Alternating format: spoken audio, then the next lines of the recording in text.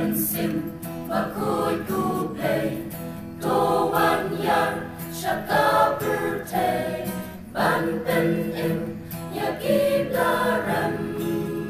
try to pahani to mynsiem,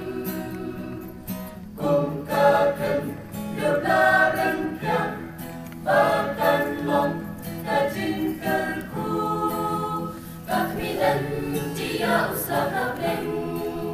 khi mynsiem la du chính kemen. Ban pen im, yakib darem, Padu mynsiem, mynsiem, bakhuid pamenta, wan hiar, hor bakrau, do penjem di donut mau, ko mynsiem, pentemai, pensyad bot, do nang trek mynsiem bakhuid, rung hapot kedonut, pentemai, ko mynsiem bakhuid, right tok ni yang ihane, kum kikun ba ijong me, kum kishin ba laughter call, halo jong ka temmi yai long, try good yar, mynsiem yaki, ba kim long, iba impa, ba kita kishin kilaban im, haka jing bom shem oi perka,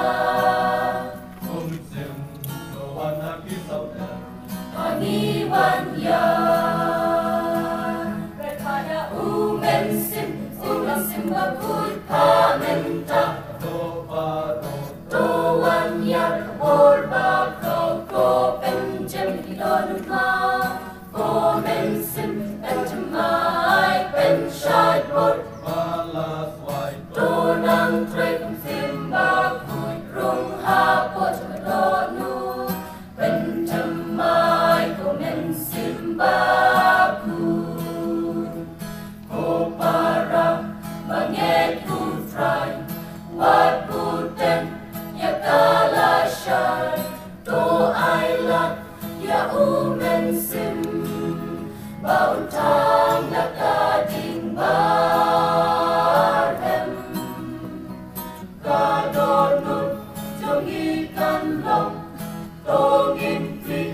ya kajing kam, kajaka bau mynsiem unsyong, bau mynsiem unyo banrong, mynsiem bakhuid, mynsiem,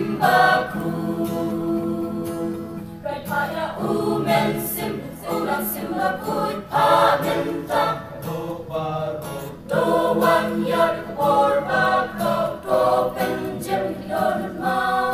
ko mynsiem, pentemai, pensyad bot, do nang